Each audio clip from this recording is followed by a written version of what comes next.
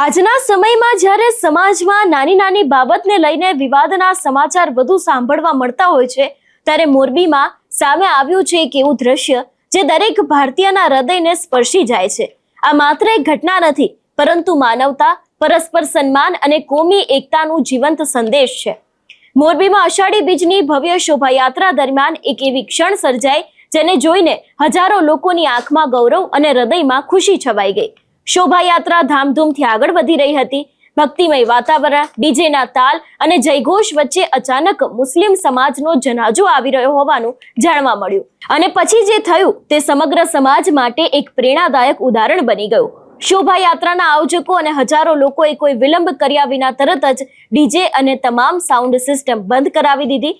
માત્ર એટલું જ નહીં, પરંતુ જનાજાને સંપૂર્ણ માન અને સન્માન મળે તે માટે આખી શોભાયાત્રા થોડા સમય માટે સ્વેચ્છાએ રોકી દેવામાં આવી.